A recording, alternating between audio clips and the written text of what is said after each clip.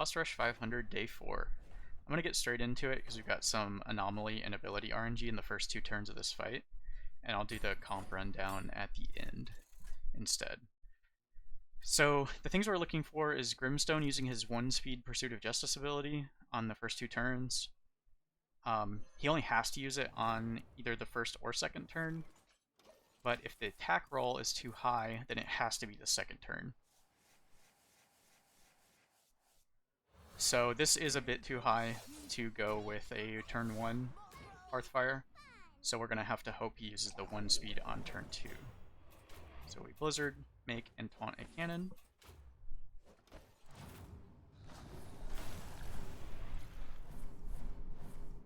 Okay, we need Pursuit of Justice this turn. Okay, we got it. Okay, so as long as this does not get the 4th hit through the taunt wall and kill my Khadgar, then we're good. So either you need your taunt wall big enough to eat all 4 hits, or you need that 4th hit to hit your Eudora. Okay, we should be good here, because that cannon was able to tank the double hit with the help of our Peaches buff from Boggy on turn 1. Okay, and now we just bring out Hooktusk. And as long as you spam Blizzard every turn, you win. But in order to speed this up further, we're gonna use some All Realities shenanigans.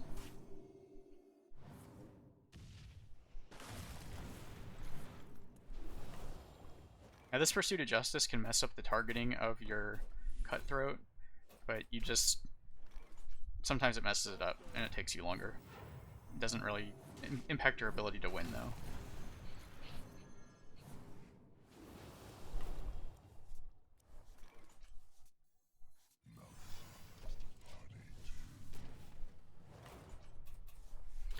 Just Blizzard, Blizzard, Blizzard.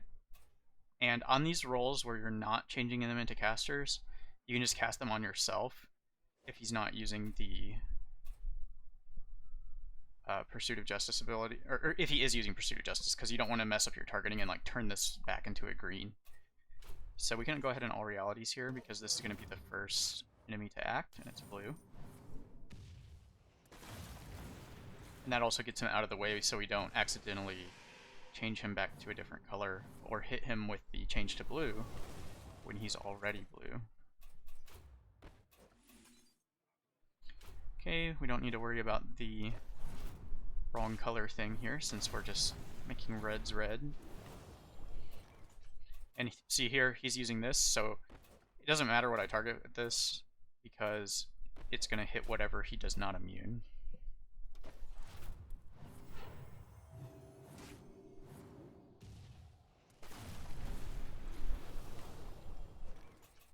Okay, just Blizzarding, and this is a fighter one, so we're going to put it on our side, and then we cannot All Realities this turn. So sometimes you'll have some delays on casting, but that's fine. Protector, so we'll do it on our side. And we cannot go this turn either because of the ability order.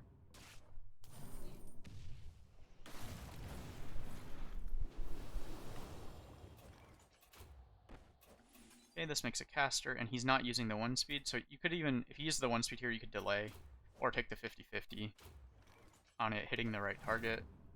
You also, because you guys have low attack, I could have turnabout striked one of these turns. I probably should have done that to speed this up a bit.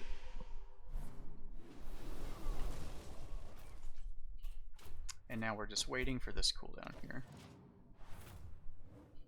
If you prefer, you can just nuke these guys down and not mess with the realities. Still waiting 1 turn.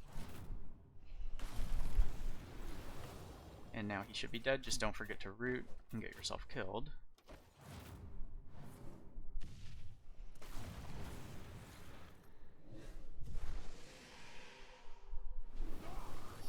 Okay, so we need can't touch this, and we need Artillery Strike. If you miss Artillery Strike, you can beat the second boss very easily. It's the same strategy, or you can even just burn him down with roots, but you have to protect your Hearthfire turn with some taunts. So, of course we missed. Never lucky. Okay, we hit, finally.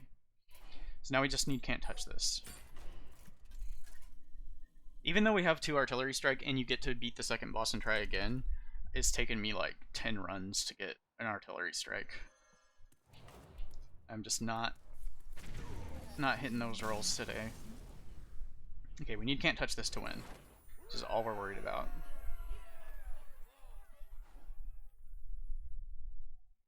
And your can't touch this needs to be around...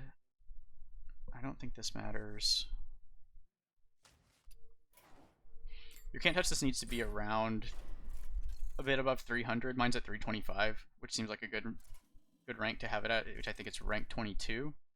It shouldn't be too expensive to get it there. I think it's only like 600 or 700 renown to get that high on a treasure.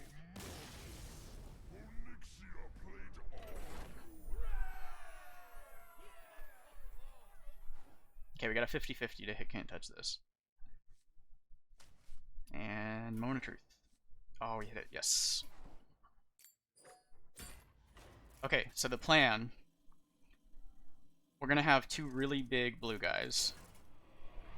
And turn 1, we're going to throw out 2 sacrificial mercenaries and a Nemsy. And the Nemsy's going to taunt herself. So our sacrifices are our artillery strike mercenaries and our Khadgar. We must protect Nemsy, Malchezaar, and Hooktusk. So we're going to start with Nemsy and 2 sacrifices.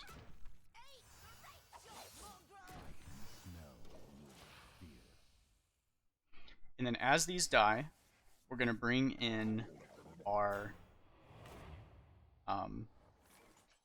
Hooktusk first, along with an additional sacrifice if needed.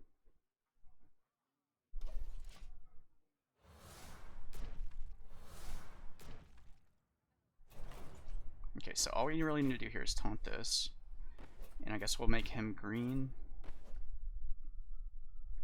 And there's no reason to do anything with these guys, I think.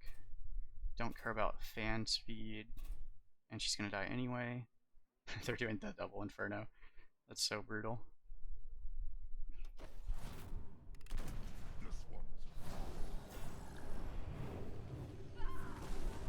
Because this goes up to... This is a pretty high fire roll, I think. But I think it can go over 300 as well. Okay, so now we put out our sacrifice and our Hooktusk. And the reason for this is that our Malchezaar is going to get crit if we bring him out now. So we have to prep. And we can only taunt 1 thing a turn. So we're taunting there. And then she needs to get this cycled so it turns blue next turn.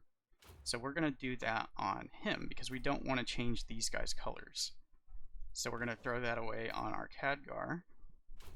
We don't really care what Khadgar does.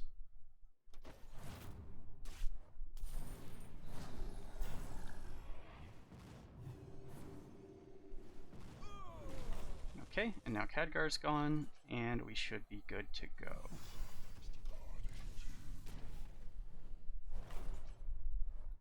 Okay, so we make him blue, and we give him taunt, and now we should be damage immune. And we start getting rid of them.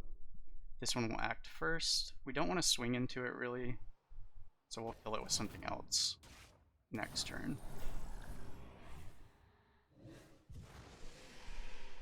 This is my first time doing this, so glad it worked.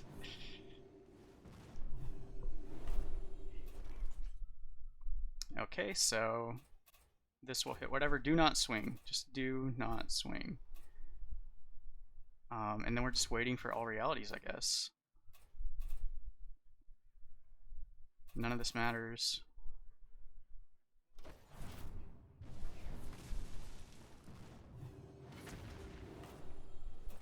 Okay, just passing. And there's an all realities end to kill, and then we're just gonna have to deal with the summons here at the end. I guess we could just buff this up for a little more damage and stuff.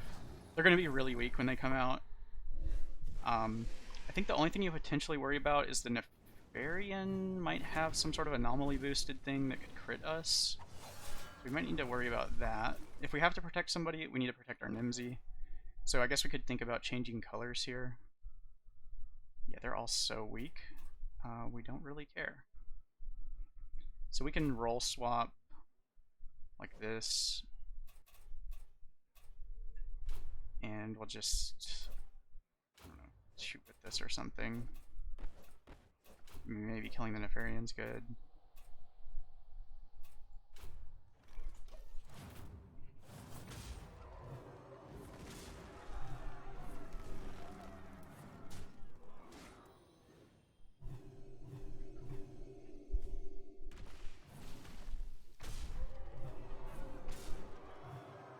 Probably should have swung that to the left, but... Okay, yeah, this spreading flame, that was the thing I was kind of concerned about.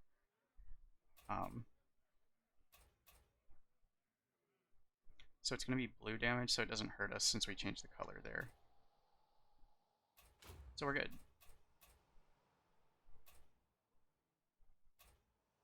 And I guess we'll just do something like that.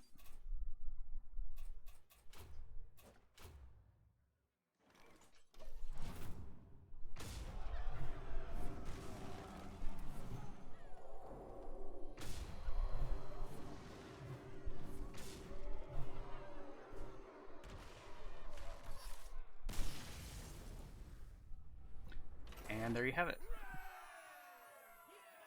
So, a little bit of randomness to your treasure hits and that first 2 turns, but aside from that, I think it's one of the most painless ways to beat this in the fewest number of turns.